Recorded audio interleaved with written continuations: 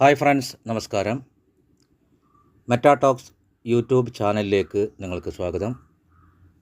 പേൾവെയിൻ international digital banking system എന്ന് പറയുന്ന ഈ ഒരു പ്രോഗ്രാം പ്രൊമോഷന് വേണ്ടിയാണ് ഈ ഒരു ചാനൽ പ്രവർത്തിക്കുന്നത്. ഈ ഒരു വീഡിയോ നിങ്ങൾക്ക് ആരാണ് അയച്ചു തരുന്നത്, അദ്ദേഹത്തെ എത്രയും പെട്ടെന്ന് നിങ്ങൾ കോൺടാക്റ്റ് ചെയ്യുക.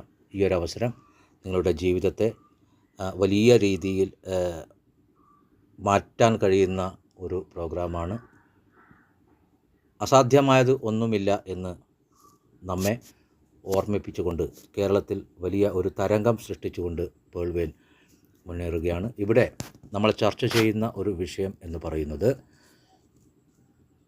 ക്രിപ്റ്റോ കറൻസി, ഡിജിറ്റൽ കറൻസി മേഖലയിൽ ഏറ്റവും വളരെ പ്രധാനപ്പെട്ട ഒരു കാര്യമാണ് P2P എന്ന് പറയുന്നത്. അതായത് രണ്ട് വ്യക്തികൾ തമ്മിൽ പരസ്പരം സ്മാർട്ട് കോൺട്രാക്റ്റ് വഴിയാണ് ഇടപാടുകൾ നടത്താറുള്ളത്.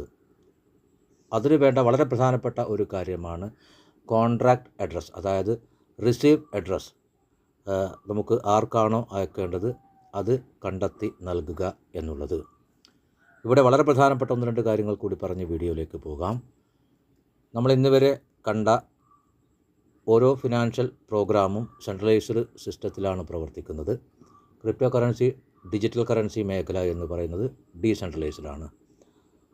സെൻട്രലൈസ്ഡ് സിസ്റ്റത്തിലെപ്പോഴും മൂന്നാമത്തെ ഒരു കക്ഷി, ഒരു അതോറിറ്റി ഇടപെട്ടുകൊണ്ടേയിരിക്കും. അവരുടെ അനുവാദമില്ലാതെ നമ്മുടെ സ്വന്തം പണം പോലും നമുക്ക് ഉപയോഗിക്കാൻ കഴിയില്ല. ഉദാഹരണത്തിന്, നമ്മുടെ അക്കൗണ്ടിലുള്ള പണം മറ്റൊരു വ്യക്തിക്ക് ഗൂഗിൾ പേ ചെയ്താൽ പോലും ഏത് ബാങ്കാണോ ആ ഒരു ബാങ്കിൻ്റെ അനുവാദത്തോടു കൂടി മാത്രമേ മറ്റൊരു വ്യക്തിയുടെ അക്കൗണ്ടിലേക്ക് ആ പണം എത്തുകയുള്ളൂ.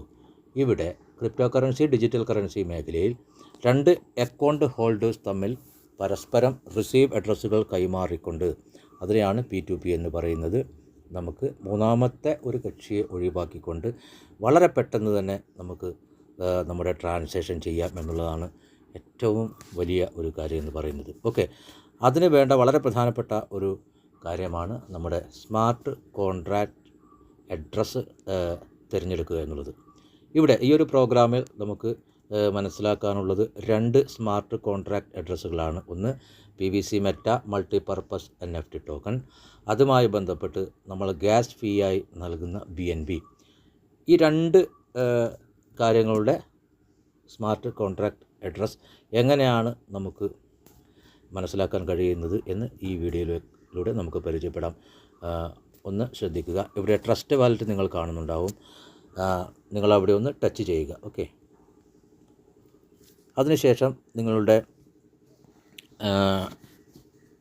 ഡിജിറ്റൽ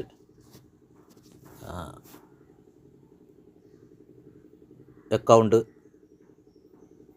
ഓപ്പൺ ആക്കുന്നതിന് വേണ്ടി നിങ്ങൾ നൽകിയിരിക്കുന്ന 6 ഡിജിറ്റൽ പിന്ന് നൽകുക, അല്ലെങ്കിൽ നിങ്ങളുടെ തമ്പ് ആണെങ്കിൽ അത് നൽകുക. ഓക്കെ, അതിനുശേഷം നിങ്ങൾ ഇങ്ങനെയുള്ളൊരു പേജിലേക്കാണ് എത്തിച്ചേരുക. ഓക്കെ, ഇവിടെ ഈ ഒരു പേജിൽ രണ്ട് കാര്യങ്ങൾ മാത്രമേ നിങ്ങൾക്ക് കാണാൻ കഴിയുകയുള്ളൂ. ഒന്ന് PVC BNB സ്മാർട്ട് ചെയിൻ, അതുപോലെ തന്നെ താഴെ BNB സ്മാർട്ട് ചെയിൻ.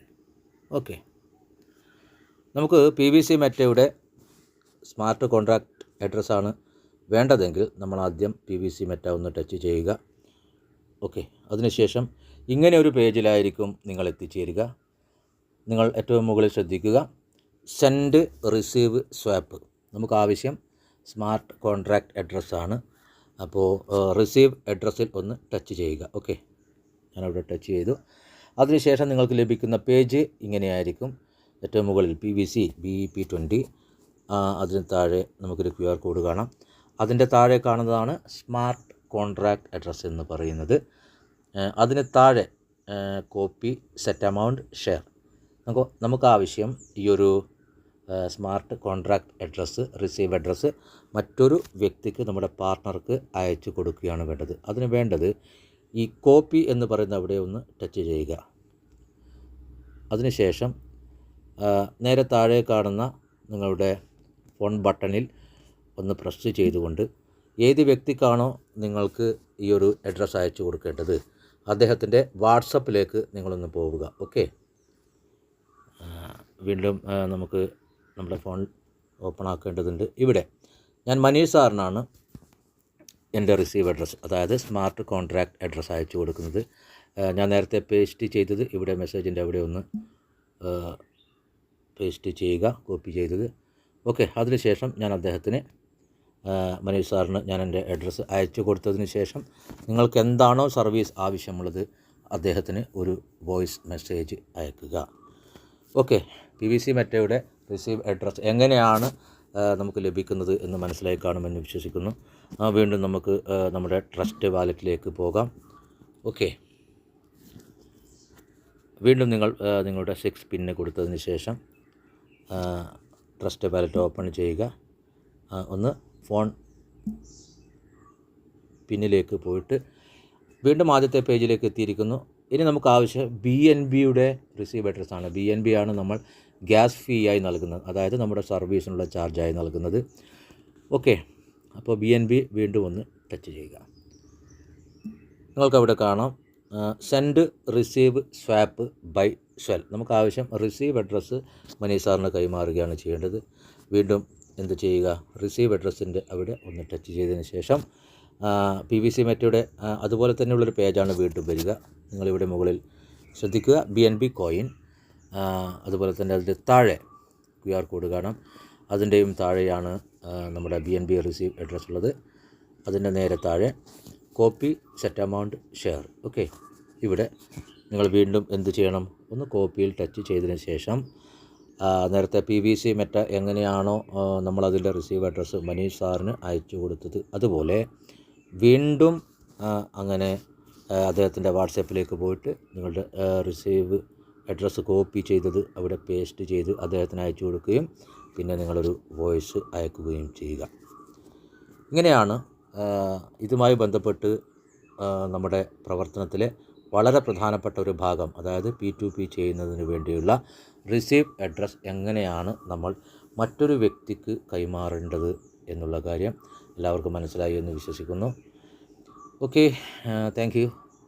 ഈ ഒരു ചെറിയ വീഡിയോ ഇഷ്ടപ്പെടുകയാണെങ്കിൽ നിങ്ങളൊന്ന് സബ്സ്ക്രൈബ് ചെയ്യുക, ലൈക്ക് ചെയ്യുക. കാരണം ഇത് നമ്മുടെ ബിസിനസ് പ്രൊമോഷന് വേണ്ടി മാത്രമുള്ള ഒരു ചാനലാണ്.